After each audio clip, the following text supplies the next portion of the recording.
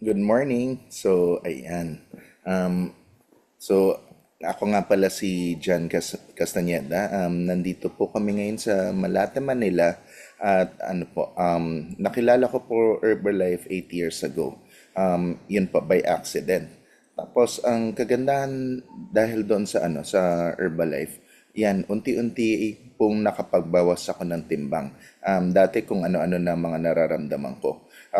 Tapos dahil nga sa complete nutrition na binibigay ng Herbalife and kasama po sa contents ng na binibigay ng Herbalife ay yung soy na i-discuss natin later i ano natin.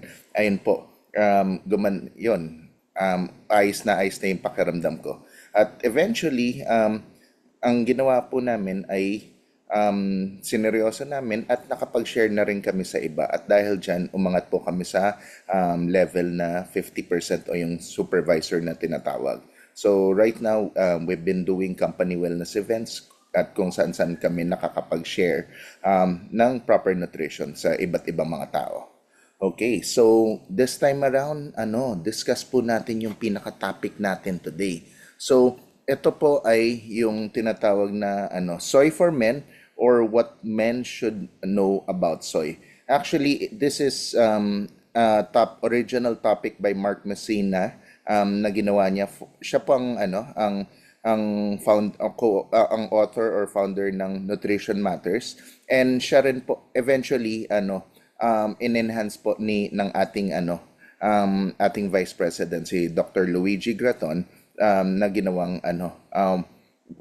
yung diniscuss further yung topic na yan. Okay, so ani natin, pag-uusapan po natin yan. So, ano po ba ang kagandahan ng soy?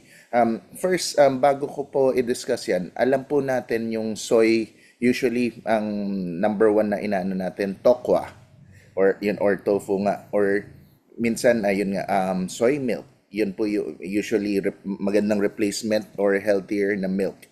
Okay, bakit ba siya maganda? Dahil kasi napakagandang source po ng high quality protein po. Hindi lang po basta-basta protein, high quality protein.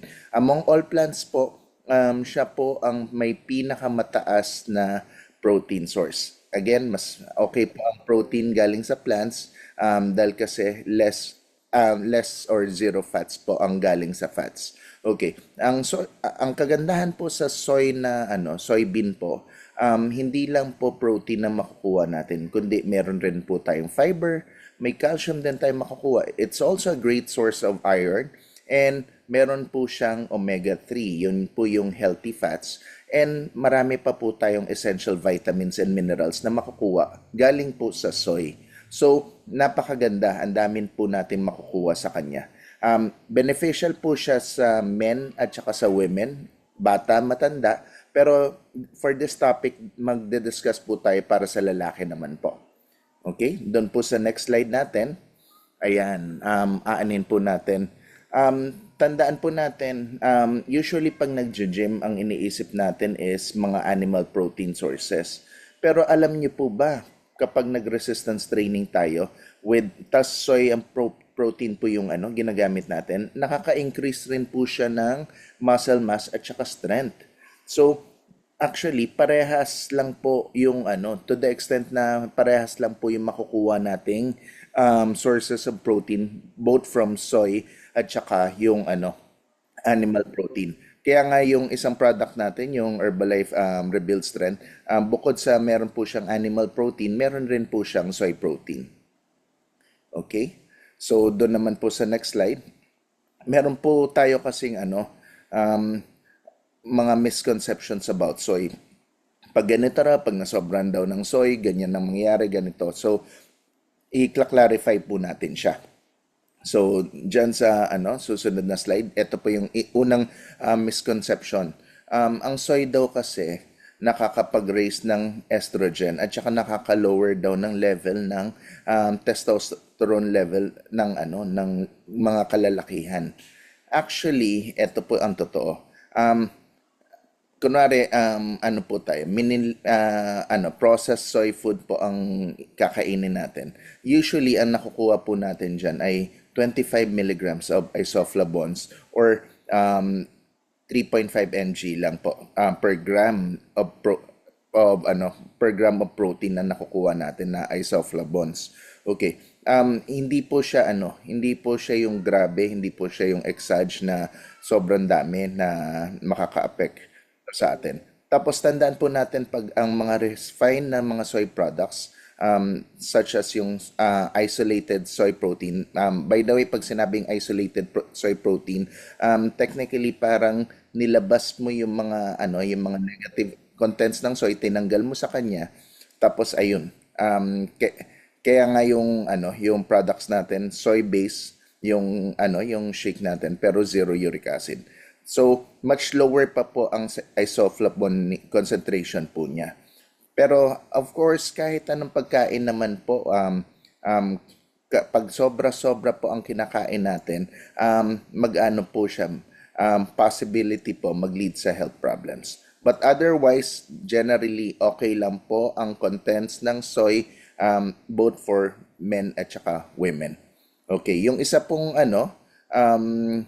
yung isang misconception ay nagre-risk daw siya sa pagtaas ng ng yung risk natin para sa prostate cancer. So tumataas ang possibility raw. Pero actually hindi po siya totoo. Okay. Although prostate cancer po ang pinaka second most commonly occurring cancer in men worldwide, hindi po yan nakalink sa high soy consumption. Actually, in fact, nakakatulong pa po ang soy sa pag-lower ng risk sa pagde-develop po ng particular na disease na yan.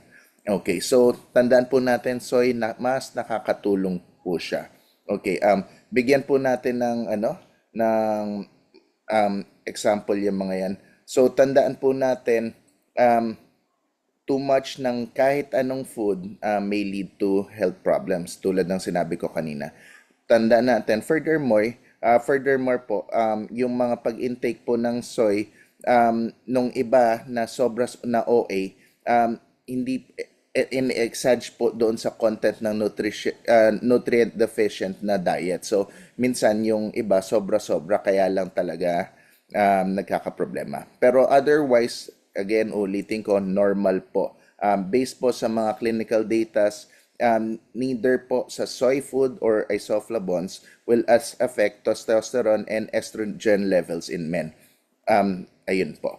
So, okay. So, ano pang dapat nating gawin? Idagdag na po natin ang soy sa part po ng healthy diet natin.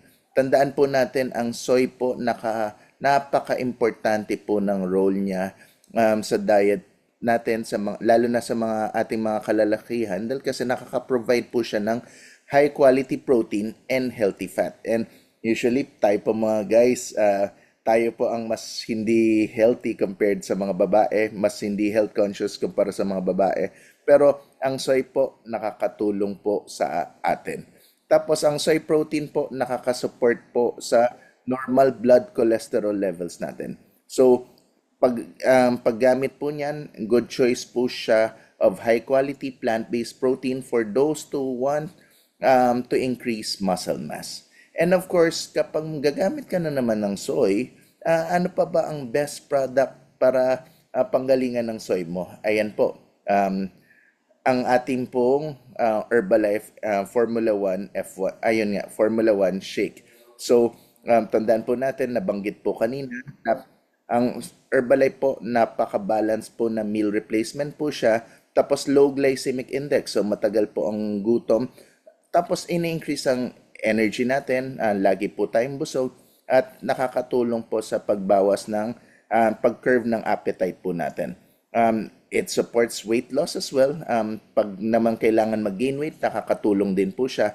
And of course, nakakatulong rin sa pag-keep ng weight or maintain ng weight doon naman po sa mga ideal weight. Okay.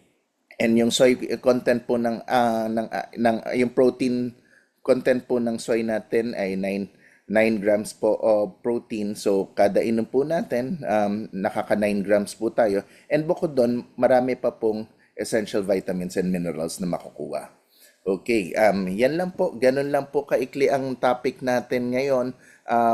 Sana po may natutunan tayo. Thank you very much for your time. This time around, babalik ko po kay Coach Jesse at malapit na po tayo mag-exercise.